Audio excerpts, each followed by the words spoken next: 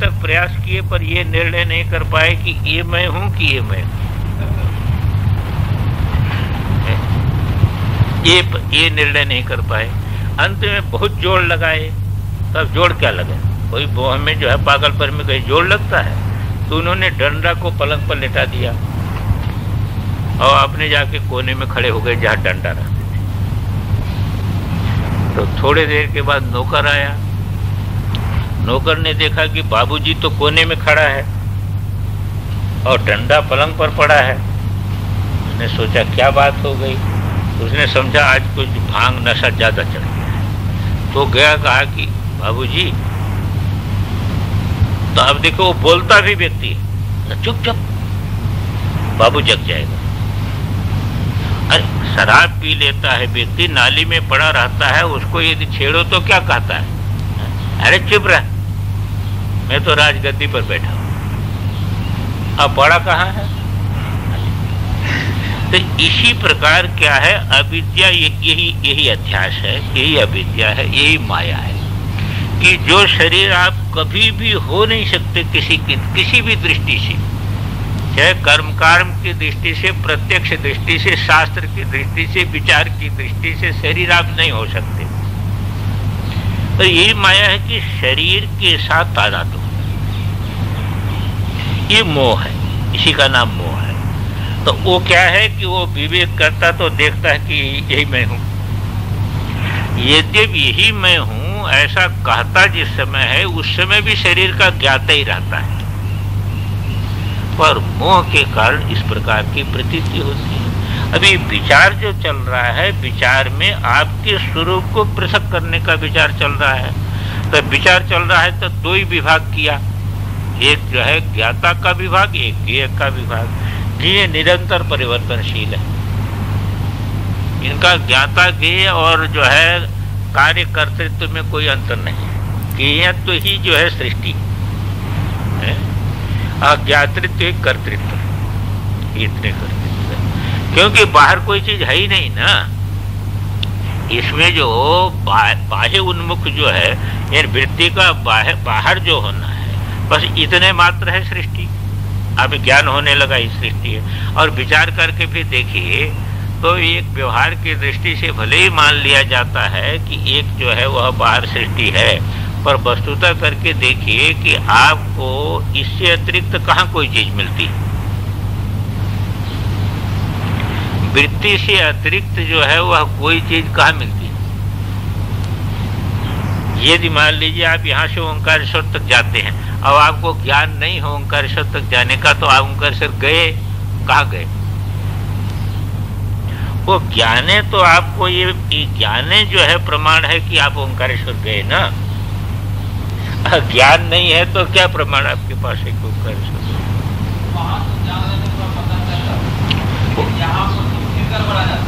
यहाँ फिर हाँ, यही गड़बड़ा जाता है। ये अभ्यास कैसा है कि इसको अभ्यास पड़ा है इसी प्रकार का है, तो इसलिए गड़बड़ा जाता है। दूसरी चीज क्या है कि व्यवहार जितना भी होगा वो शरीर को लेकर के होता है, और उसके साथ मैं का प्रयोग, व्यवहार में मैं का प्रयोग करना पड़ता है। पर व्यवहार में मैं का प्रयोग करता है तो वही भूल हो जाती है। ये मैं जो है ये वास्तविक मैं का प्रयोग नहीं है, पर इसको वास्तविक मैं का भ्रम हो जाता है, इसको वास्तविक मैं का भ्रम हो जाता है। उत्तर काशी में बहुत दिन की बात है, जब टेहरी का राज्य था ना, तो टेहरी का राजा बहुत विद्वान था। तो एक काशी से एक बहुत पंडित नैयायिक जो है आए और उनको लेकर के उत्तर काशी गए। तो वो जो है उन्होंने कहा कि महात्माओं की सभा करिए। तो राजा ने महात्माओं की सभा बुलाया। तो आपने जो स्वामी जी थे वो माने एक अपने भाव में रहते थे ज्ञान के। उनका जो ब्रह्मचारी है वो ये कह दिया कि स्वामी जी आपको तो बुखार आ गया। तो क्या करना है, तो लेट जाओ। लेट जाएंगे। भोजन कर रहे हैं, अब वो ब्रह्मचारी कहेगा कि पेट भर गया? अच्छा, तो क्या करें? अब मत खाओ। एक नित्यानंद जी थे, तो वही सेवा में रहते थे। अब उनकी स्थिति वो छोड़ देंगे, वही छोड़ देंगे।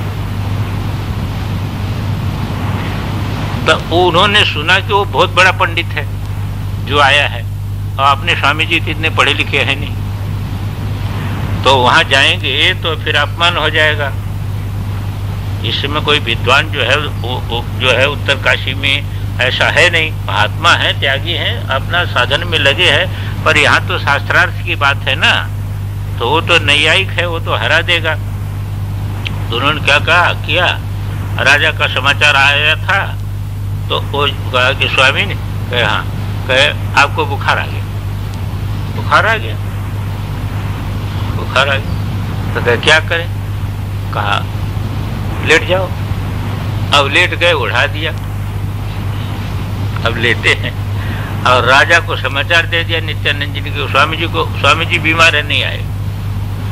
और राजा ने फिर भेजा मंत्री को कि स्वामी जी को आना बहुत जरूरी है,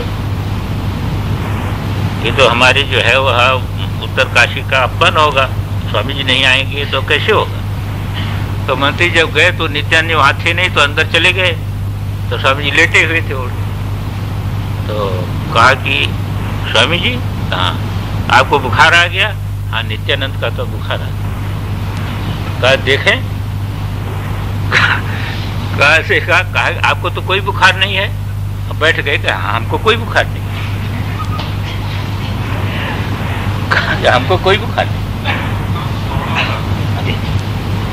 हाँ, ऐसा जो है वह आनंदमयी जब वहां जाती थी महाराज के पास, तो जैसे बच्चा जो है, छोटी बच्ची जो है वह ऐसे उनके साथ, उनको ऐसा ही विलक्षण था कि ऐसी सरलता थी उनकी। तो कहे हमको तो कोई बुखार नहीं। कहा कि राजा ने कहा कि आपको वहां आना पड़ेगा। हाँ चलो, चल दियो।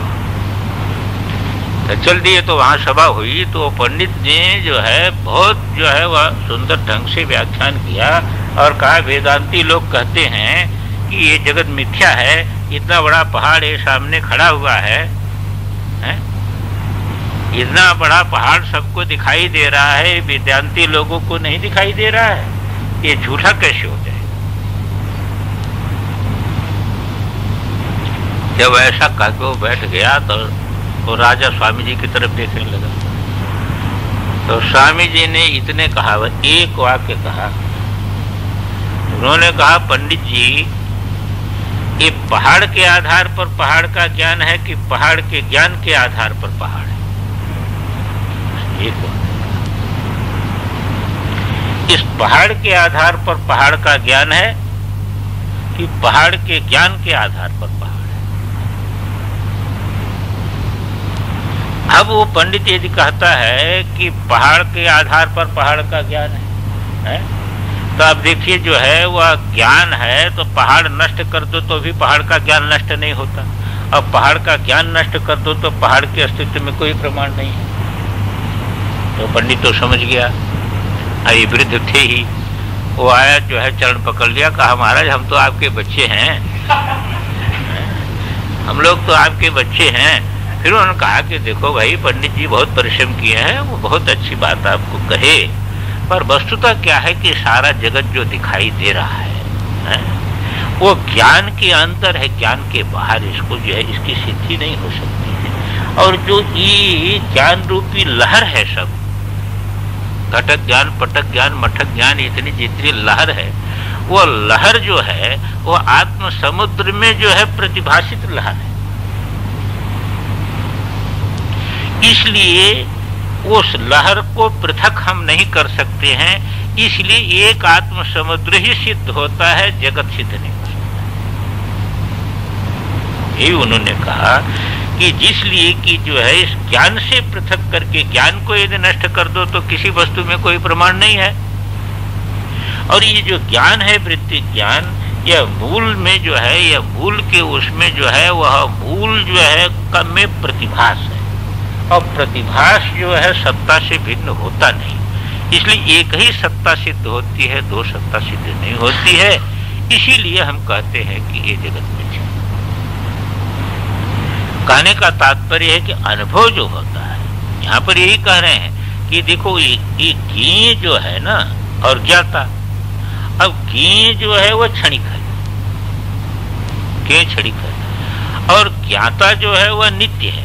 पर गलती कहाँ हो रही है? दो ही जगह गलती हो रही है कि एक तो ज्ञेय के साथ जो आत्माभिमान हो जाता है, इसीलिए अपने को सोचता है कि मैं मर जाऊंगा। वो स्वामी जी थे तो बड़े बड़े माने विलक्षण स्थिति उनकी रहती, वो विलक्षण स्थिति थी।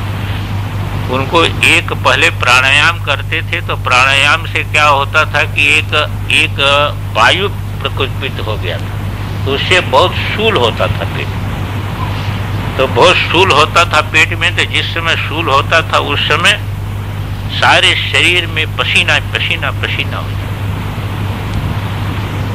तो जब शूल हो रहा था, देखो उसी समय महात्मा लोग तो सब विनोदी होते ना, कहते स्वामी जी आपको कैसा लग रहा है इस समय आपको कैसा लग रहा है, आपकी स्थिति कैसी है? तो वो विनोदी थे, वो कहते भाई जो है चलो फिर एक दृष्टांत सुन लो। कहा सुनाए स्वामी जी? कहा एक जो है मकई का खेत था, उसमें जो है वह भुट्टा लगा था, तो एक बुढ़िया जो है वो मचान पर बैठ करके वो ऐसे ऐसे ऐसे वो टीन ठोकती थी जिससे कोई पक्षी आदि ना खाए। एक दिन एक ऊंट आ गया तो वो बुढ़िया बजाने लगी, तो ऊंट ने कहा बुढ़िया क्यों प्रयास करती है? मेरे तो पीठ पर जो है बड़े बड़े युद्ध के डंके बजे हैं और उन डंकों से मैं कभी डरा नहीं, तो तेरी ये डफली से मैं क्या डरूंगा? तो महात्मा जब मैं अपने तरफ देखता हूं तो मेरे स्वरूप पर तमाम सृष्टि पालन संहार जब मैं देखता हूं कि अनंत सृष्टि हुई, अनंत पालन हुआ, संहार हुआ, ये डफली क्या कर लेगी मेरी? ऐसी निष्ठा पाले के लोगों को होती, कहते ये डफली क्या कर लेगी? तो ये स्वरूपानुसंधान के विषय में यहाँ कहते हैं अवस्था युगलम चात्र कार्य कर्तृत्व शब्दितम कार्यता क्षयणी तत्व। इसमें कार्यता जो है, ज्ञेयता जो है, जो भोग है ये क्षयशील है, और कर्तृत्व पुनरक्षयम जो आपका स्वरूप है, ज्ञाता स्वरूप है, जो आपका भोक्ता स्वरूप है, वह एक रस है, उसमें किसी प्रकार का परिवर्तन नहीं है। कार्यकारिता में जो है वह ये है कि कार्य कर्तृत्व शब्दित, समझे ना? एक पहले समझिए कर्ता और एक समझिए क्रिया, समझा? तो क्रिया यदि बंद हो जाए तो कर्ता का नाश हो जाएगा क्या? तो क्रिया रूप जो कार्यता है ये क्षयणी है, और जो कर्ता है ये नित्य है। इनका मैं बार बार कहता हूं कि इनका जो है वह कार्य और ज्ञेय में कोई भेद नहीं है। ज्ञेय परिवर्तनशील है और ज्ञाता एक रस है। मैं बार बार जो इस बात का संकेत करता हूं कि जो जिस जीवन में हम लोग जी रहे हैं ये मानस जीवन है। अरे हम लोग जो व्यवहार कर रहे हैं वो किस में कर रहे हैं? मन में जैसी वृत्ति होती है वैसे अपने को समझते, वैसे तो समझेंगे। मन में आपकी प्रसन्न वृत्ति हो गई तो आप अपने को प्रसन्न समझेंगे, मन में दुखी वृत्ति हो गई तो आप अपने को दुखी समझेंगे, मन समाधिस्थ हो गया तो आप अपने को जो है वह समाधिस्थ समझेंगे, और मन चंचल हो गया तो आप अपने को चंचल समझेंगे। तो इसी में तो हम जी रहे हैं। परंतु हमारा जो स्वरूप है ये है ज्ञेय, जिसमें हम जी रहे हैं वस्तुतः वह है ज्ञेय और हम है ज्ञाता। तो वो समाधि वृत्ति का भी प्रकाश मैं कर रहा हूं, चंचल वृत्ति का भी प्रकाश कर रहा हूं, सुखात्मिका वृत्ति का भी प्रकाश कर रहा हूं, दुखात्मिका वृत्ति का भी प्रकाश कर रहा हूं, भाव वृत्ति का भी प्रकाश कर रहा हूं, अभाव वृत्ति का प्रकाश कर रहा हूं। ये आपका स्वरूप है। ये स्वरूप नित्य है और ये स्वरूप परिवर्तनशील है। सुख बदलता जाएगा, दुख आ जाएगा, दुख चला जाएगा, सुख आ जाएगा, चंचलता चली जाएगी, निश्चलता आ जाएगी, निश्चलता चली जाएगी, चंचलता, इसमें तो परिवर्तन हो रहा है। ये कार्यता जो है ये क्षयणी तत्व, लेकिन कर्तृत्व जो ज्ञातित्व है, जो भोक्तृत्व है, जो प्रकाशकत्व है, उसमें किसी प्रकार का अंतर नहीं आ रहा है। इसी को कहा कार्यता क्षयणी तत्र कर्तृत्व पुनरक्षय। देखिए, अवस्था युगलम, अवस्था द्वयमेव, दो ही अवस्था है। कौन दो अवस्था है? कार्य कर्तृत्व संज्ञम, इसका अर्थ कर दिया इन्होंने भोग्य भोक्तृ भेद भिन्नम। यही दो अवस्था हो रही है चेतन की। चेतन में ये दो अवस्था की प्रतीति हो रही है। एक भोग्य बन रहा है, एक भोक्ता बन रहा है, एक ज्ञाता बन रहा है, एक ज्ञेय बन रहा है, एक कर्ता बन रहा है, एक जो है कार्य बन रहा है। इतना अंतर है तत्र। हाँ, दोनों से भिन्न तो स्वरूप है, पर यहाँ पर किस चीज को बताना चाहते हैं? जो भोक्ता, भाई अहम जो है भोक्ता में जाता है कि नहीं है? यहाँ लक्ष्य क्या करना है? अहम का अर्थ ज्ञाता है, ये तो है नहीं। अहम का अर्थ ज्ञाता ही है ना, अहम का अर्थ भोक्ता ही है ना, अहम का अर्थ करता ही है ना, यही तो आप मानते हैं। तो ये ध्यान देना है, यहाँ पर परीक्षा क्या करनी है कि परिवर्तन कहाँ हो रहा है? परिवर्तन ज्ञेय में हो रहा है, परिवर्तन कार्य में हो रहा है, परिवर्तन भोग में हो रहा है, परिवर्तन आप में नहीं हो रहा है। भोक्ता में, ज्ञाता में, कर्ता में कोई परिवर्तन नहीं। लक्ष्य यहां पर दिला रहे हैं। तो कहते हैं कि ये दोनों में देखिए, तत्र यो भोग्य रूपो भेदः, ये भेद है भोग्य रूप, ये ज्ञेय है ना, तो ज्ञेय जो है ये भोग्य रूप जो भेद है, स उत्पद्यते नश्यति च, वह उत्पन्न हो रहा है, वह नाश को प्राप्त हो रहा है। वह उत्पन्न हो रहा है और वह नाश को प्राप्त हो रहा है। तो जितना भी ज्ञेय है ये उत्पत्ति वाला है रहा है और नाश को प्राप्त हो रहा है, विनाश वाला हो रहा है। और इसमें जो है भोक्तृ भेद, देखिए अब भोग्य रूपो भेदश उत्पत्ति नश्यति, भोक्तृ भेदस्तु चिद रूप। अब भोग के कारण जो भोक्ता है, वो भोक्ता का स्वरूप जो है वो तो चिद रूप है। वो शरीर के कारण भिन्न प्रतीत भी हो, तो यहाँ भी चेतन ही जो है भोक्ता बन रहा है, यहाँ भी चेतन भोक्ता बन रहा है, यहाँ भी चेतन भोक्ता बन रहा है, यहाँ भी चेतन भोक्ता बन रहा है, यहाँ भी चेतन ज्ञाता बन रहा है, यहाँ भी चेतन ज्ञाता बन रहा है। तो भोग में परिवर्तन हो रहा है, पर चिद रूप न पुनर्जायते न कदाचित विनश्यति तेन नित्य, वह उत्पन्न नहीं होता है और नाश को प्राप्त नहीं होता है, तो इसलिए नित्य है। इसलिए क्या है कि ये जो इसका तो आपको पक्का है कि ज्ञाता मैं हूं, ज्ञेय मैं नहीं हूं, भोक्ता मैं हूं, भोग मैं नहीं हूं, कर्ता मैं हूं, कार्य में नहीं हूं। तो आप इसके साथ ये निर्धारण करिए कि मैं नित्य हूं और भोग अनित्य। मैं नित्य हूं, ज्ञेय अनित्य है। मैं नित्य हूं, कार्य अनित्य है। इसका निर्णय करिए, भले इसका निर्णय नित्य। तो नित्य जो है ये भोग किसके लिए है? भोग भोक्ता के लिए है। मैं नित्य हूं ना, तो नित्य हूं मैं, और ये जो है वह यह अनित्य है। जब आप ये निर्णय करेंगे, भगवान ने तो ये बताया ना गीता में कि देखो आप में कैसे शान शक्ति आएगी। कहा देखो आप नित्य हो और आगमा पाइनो अनित्यास। ये सुख दुख जो है वह अनुकूलता प्रतिकूलता आने वाली चीज है और जाने वाली चीज है, और आप सदा रहने वाले चीज, सदा रहने वाले हैं। तो जब आप स्थिति क्षस्व भारत, भाई आपको तो कुछ बिगाड़ नहीं सकता वो, तो उसमें क्यों जो है वह आप परेशान हो रहे हो? अपने यहाँ की तो परंपरा है ना, देखो अतिथि की परंपरा है। मकान मालिक क्या होता है, जब कोई अतिथि आ जाता है तो अतिथि आ जाता है तो उसका सत्कार करता है, अपना पलंग भी दे देता है, वो भी दे लेता है। क्यों? वो जानता है कि कल चला जाएगा, वो जानता है कल चला जाएगा। तो आप सदा रहने वाले हैं, वो आने जाने वाला है, अतिथि आने जाने वाला होता है और आप सदा रहने वाले हैं।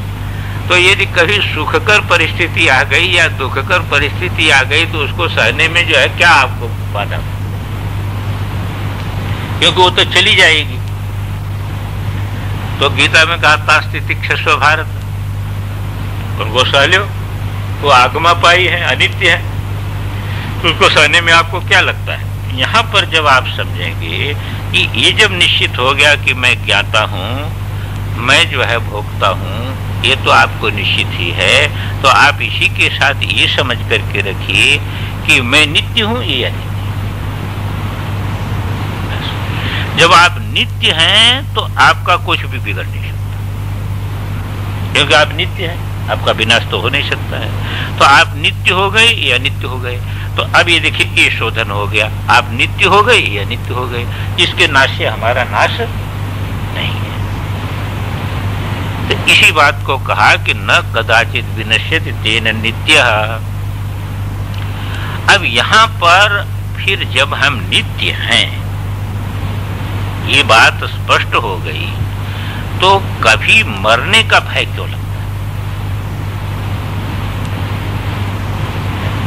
मरने का भय नहीं लगना चाहिए, मरने का भय किसी प्रकार नहीं लगता। कहा कि इसमें बात इतने है कि हमने पहले कहा कि कार्यता जो है ये है क्षय, ज्ञेय है क्षयशील। तो ज्ञेय के अभाव में अपना अभाव मान लेता है। अरे भाई, ज्ञेय के अभाव में ज्ञाता का अभाव नहीं होता है, भोग के अभाव में भोक्ता का अभाव नहीं होता है, कार्य के अभाव में कर्ता का अभाव नहीं होता है। तो इसी प्रकार ये जगत का जो क्षयशील जगत है, इसके अभाव में तुम्हारा अभाव नहीं हो सकता है। तो इस भ्रम को छोड़ देना चाहिए, वो तो अभाव मान लेता है। इसी को लेकर के जो है बहुत लोगों ने अभाव को ही तत्व मान लिया, पर आपका अभाव हो कैसे सकता? इसी बात को कहते हैं कार्योन्मुख प्रयत्नो यह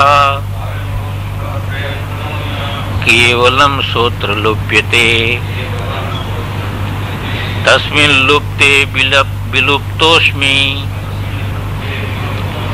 त्यबुधा प्रतिपद्यते।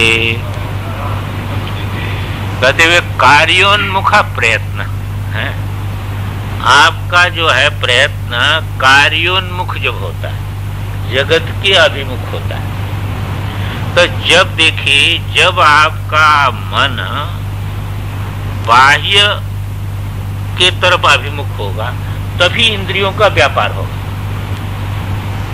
नहीं तो इंद्रिय का व्यापार क्या हो? आपका मन ही स्फुरित नहीं हुआ तो इंद्रिय का व्यापार नहीं हो सकता है। तो आपका मन जब बाह्य अभिमुख होता है तब इंद्रियों का व्यापार होता है। तो जब व्यापार होता है तो उस व्यापार से अपने को मानता है कि मैं, वो उससे अपने अस्तित्व को सिद्ध करता है, उस व्यापार से अपने अस्तित्व को सिद्ध करता है। सबसे बड़ी विलक्षणता ये शरीर से अपने को, अपने अस्तित्व को सिद्ध करता है। ये शरीर से अपने को अस्तित्व को सिद्ध करता है, ये बोलता है, सुनता है, इससे अपने अस्तित्व को सिद्ध करता है, ये जानता है जो है वह इसलिए अपने अस्तित्व को सिद्ध करता है, ये संकल्प करता है, इससे अपने अस्तित्व को सिद्ध करता है। और यदि इस प्रकार का न हो तो अपना अस्तित्व गायब हो जाता है। यही भ्रम है। अरे तुमसे इसका अस्तित्व है, इससे तुम्हारा अस्तित्व नहीं है। तुमसे इसका अस्तित्व है, ज्ञेय का अस्तित्व तुम्हारे कारण है। भोक्ता का अस्तित्व जो है भोग से नहीं है, भोग का अस्तित्व भोक्ता के कारण है। और भोग का प्रयोजन भी भोक्ता के लिए है, क्योंकि भोग में भोग का कोई प्रयोजन नहीं, इसलिए सारा भोग जो है तुम्हारे लिए, तुम भोग के लिए नहीं हो। पर भक्ति जब अपने भोक्ता भाव में, अपने नित्य भोक्ता भाव में स्थिर नहीं होता है तो भोग के पीछे दौड़ने लगता है। तो भोग के पीछे दौड़ने लगता है तो भोग आगे उसको बढ़ता दिखाई देता है। लेकिन यदि मुड़ जाए, अपने स्वरूप में आ जाए, सिद्धि यही है, आगम के अनुसार सिद्धि यही है और कोई नहीं सिद्धि। आप जो है अपने तरफ जब घूम जाएंगे तो भोग तो आपका है, तो कहां जाएगा वो? फिर आपके पीछे दो। पर आप जान लेंगे कि इसका कोई, फिर भोग आपको प्रभावित क्यों नहीं कर सकेगा, क्योंकि आप जान रहे हैं कि मुझसे तो जी रहा है, ये जी किससे रहा है? ये मुझसे जी रहा है। जब आप इस रहस्य को जान लेंगे कि मुझसे जी रहा है, तब आप अपने स्वभाव में स्थित होंगे। तो यहाँ पर ये कहा कि कार्योन्मुख प्रयत्नो यह केवलम श्रोत्र लोप्यते। अरे भाई, आपको खेलने की इच्छा हुई तो आप बाहर वृत्ति ले गए हैं? और फिर आपको उस इच्छा को छोड़ दिया। तो खेलने से आपका अस्तित्व नहीं था, आपका अस्तित्व पहले ही था, और आपके संकल्प से वो खेल उत्पन्न हुआ।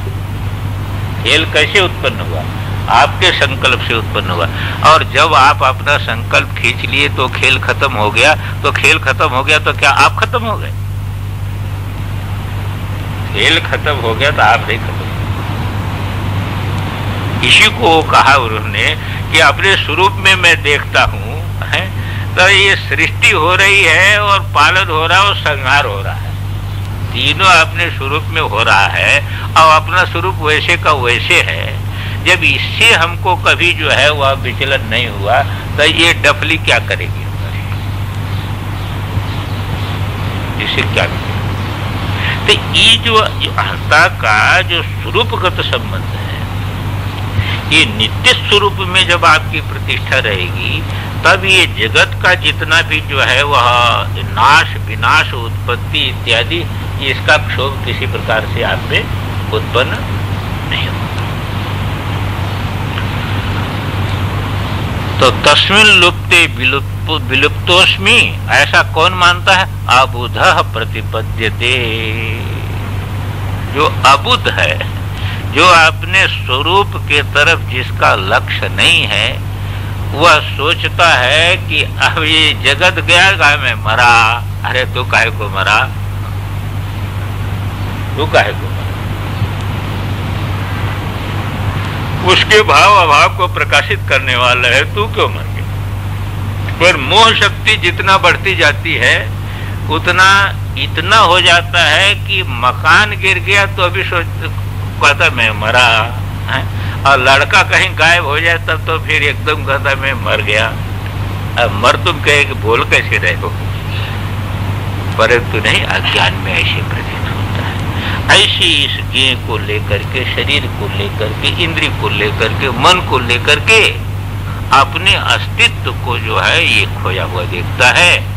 यही एक भ्रम है। तो ये किसको होता है? अबुधः प्रतिपद्यते तस्मिन् लुप्ते, यानी जो कार्योन्मुख प्रयत्न है वो बहिर्संकल्प लुप्त हो जाए, तब क्या होता है कि तस्मिन् लुप्ते विलुप्तोस्मि, ये सोचता है मैं ही नहीं रहा। एक महात्मा यहाँ थे, पंचदशी सुनते थे, बहुत ध्यान से सुनते थे, बड़ा परिश्रम करते थे, पर एक ही शंका उनको रहती। वो कहते थे जब मैं ही नहीं रहूंगा ये मुक्ति लेके क्या करना है? जब मैं ही नहीं रहूंगा तो फिर क्या होगा?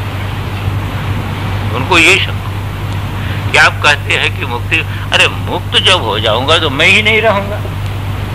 जब मैं ही नहीं रहूंगा यानी भंडारे खाने को नहीं मिलेगा, कथा करने को नहीं मिलेगा, मैं रहूंगा ही नहीं, तो मैं नहीं रहूंगा तो फिर वो मुक्ति किस काम की?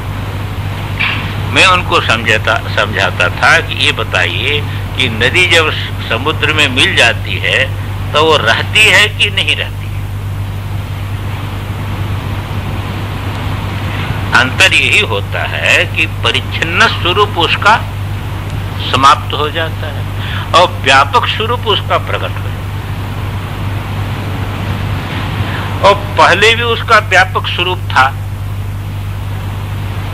पहले वो समुद्र रूप ही जल था वो, अब वही जल सूर्य की किरणों के द्वारा ऊपर उठा और जाकर के हिमालय में बरसा, और हिमालय में बरसने के बाद वह समुद्र की तरफ चल दिया, तो बीच में उसकी बहुत संज्ञा हो गई, बीच में उसकी नाला संज्ञा हो गई, नदी संज्ञा हो गई, कुछ भी संज्ञा हो गई, यमुना संज्ञा हो गई, बेतवा संज्ञा हो गई, बहुत प्रकार की संज्ञा हो गई।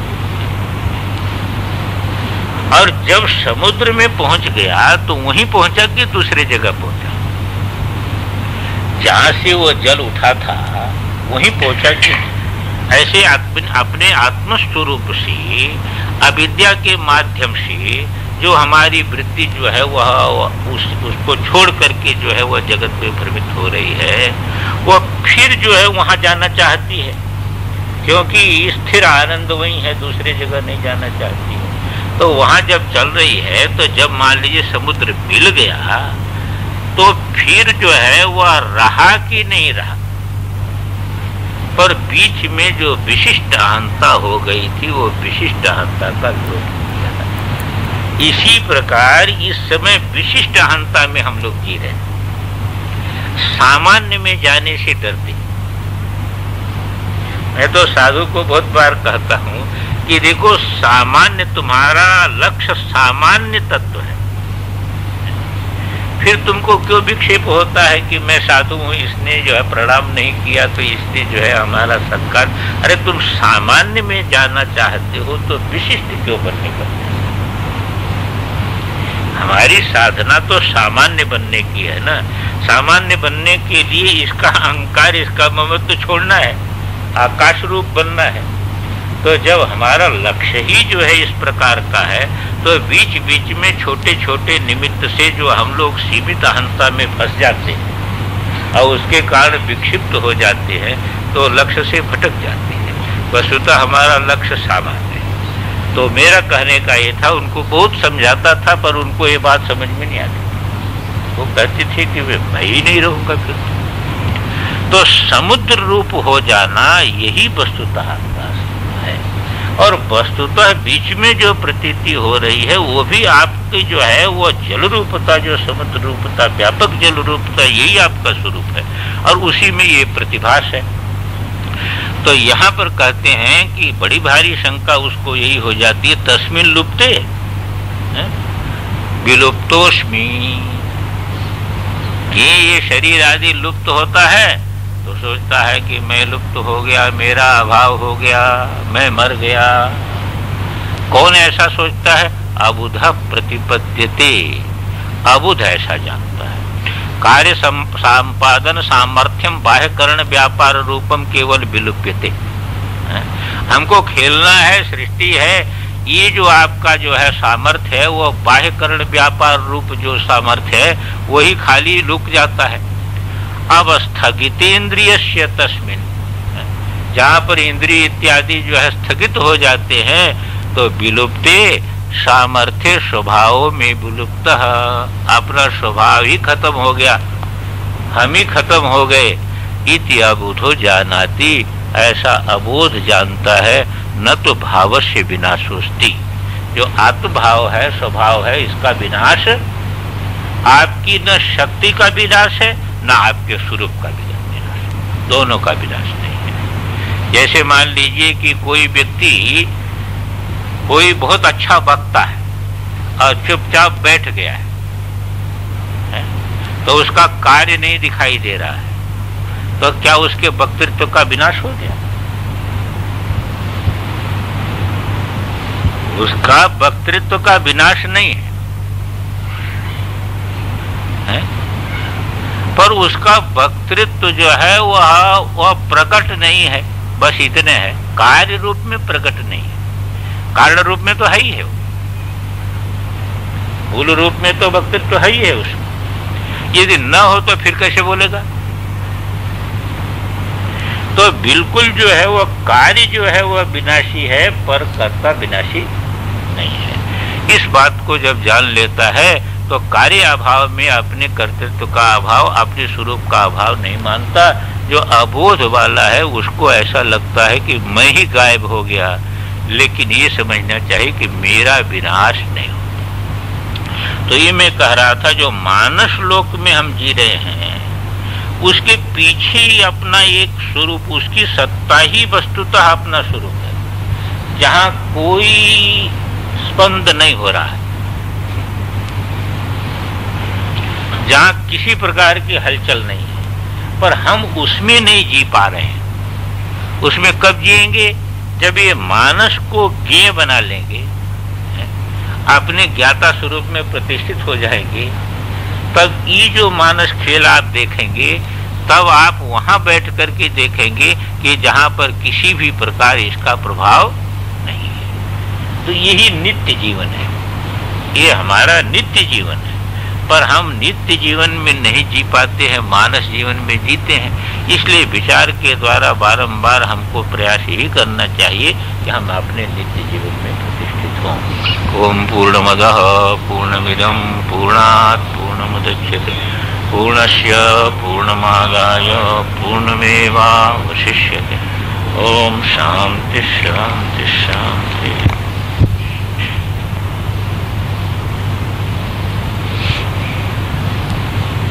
कल ये बात हो गई थी कि वस्तुतः जो कार्योन्मुख प्रयत्न है, निमेषावस्था में वो गायब हो जाता है। ये तो होगा ना, लाइन नहीं है शायद। तो कार्योन्मुख जो प्रयत्न है, तो वो प्रयत्न जो है, जब आप निमीला अवस्था में गए तो कार्योन्मुख प्रयत्न नहीं हुआ, तो कोई भी सृष्टि का भान नहीं है उसमें। पर उसके कारण जो सावधान नहीं है, परंपरा से जो लक्षित नहीं किया है तत्व को, तो उसको ये होता है कि मैं ही अपने अभाव को, जैसे मेरा अभाव हो गया, तो आपका अभाव नहीं होता, क्योंकि उस अवस्था को भी आप प्रकाशित करते हैं। ये सारे विचार में एक बिंदु हमेशा ध्यान में रखना चाहिए, इसीलिए मैं बार बार इसको कहता हूं। ये अपनी कथा है, इसलिए मैं के विषय में निर्धारित करना चाहिए, कम से कम बुद्धि में तो पक्का करना चाहिए कि मैं का स्वरूप क्या है। मैं जो है, मैं का अर्थ क्या है, ये जानने वाला, जो प्रकाश करने वाला है, यही मैं का। अब प्रकाश न रहे तो प्रकाश गायब नहीं होता।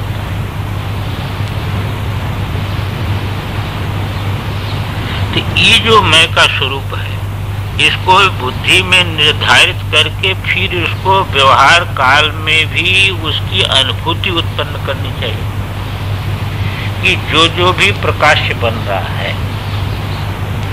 वो जो है वह मैं का अर्थ नहीं है। शरीर से लेकर के बुद्धि पर्यंत प्रकाश बन रहा है तो मैं का अर्थ नहीं है। तो ये जो मैं का अर्थ का निर्धारण है, अब मान लो प्रकाश से कुछ भी नहीं हमारे सामने है, चित्त शांत हो गया, कोई प्रकाश नहीं है, तो प्रकाश नहीं है तो भी आप हैं। और नहीं तो व्यक्ति को यह भ्रम हो जाता है कि प्रकाश जब शरीर नहीं रहा तो मैं क्या रहूं। यदि बुद्धि से लेकर के शरीर पर्यंत एक कार्यकरण संघात नहीं रहा तो मेरा अस्तित्व कहां से? तो इसके कारण आपका अस्तित्व नहीं है, आपके अस्तित्व से ये अस्तित्ववान बन रहे हैं। इनमें प्रकाश नहीं है, आपके प्रकाश से ये बुद्धि आदि जो है प्रकाशवान बन रहे हैं। तो जो ऐसा आपका स्वरूपभूत मूल प्रकाश है, वो मूल प्रकाश ही आपका स्वरूप है। तो ऐसा जो है वो जो संस्कार रहित है, जो ज्ञानी नहीं है, वह इस प्रकार का जो है वह मान लेता है। न तो योऽन्तर्मुखो भावः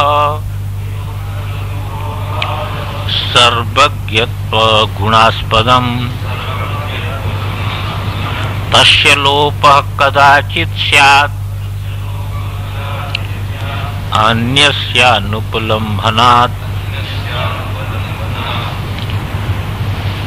यो अंतर्मुखो भाव,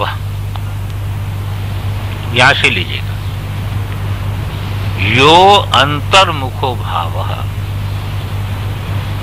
आप ये जो है विचार करके देखिए, अनुभव करके देखिए कि अभी आपकी बुद्धि बहिर्मुख है। जब आपकी बुद्धि अंतर्मुख हो जाएगी, तो अंतर्मुख हो जाएगा, तो अंतर्मुख हो जाएगी बुद्धि। तो उसमें देखिए कि बुद्धि में जो चेतनता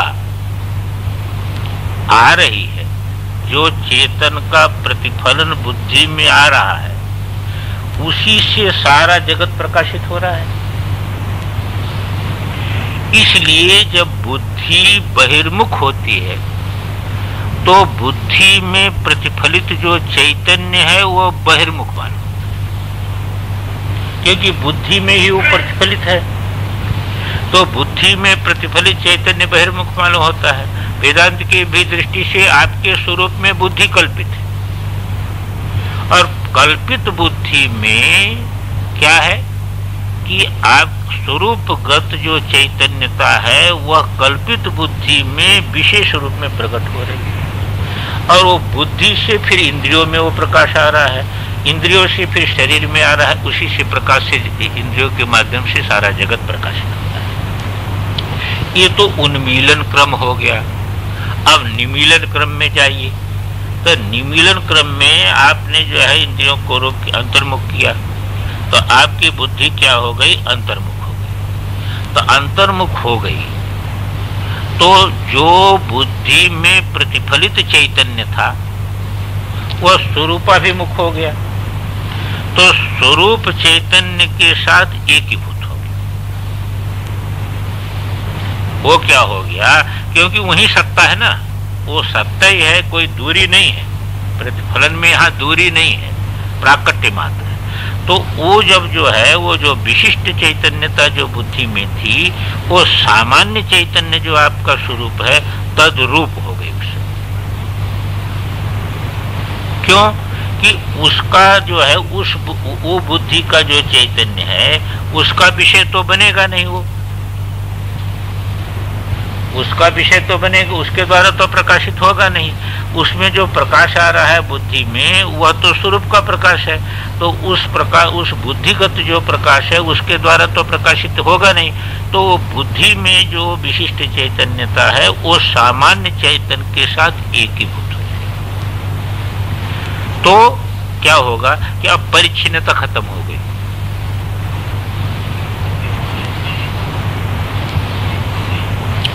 भाई एक तो है, पर एक होने पर भी, जैसे मैंने उदाहरण आपको दिया था कि सूर्य का प्रकाश चंद्रमा के माध्यम से पृथ्वी को प्रकाशित करता है, तो वो प्रकाश तो सूर्य रूप है ही, इसमें तो कोई संशय नहीं।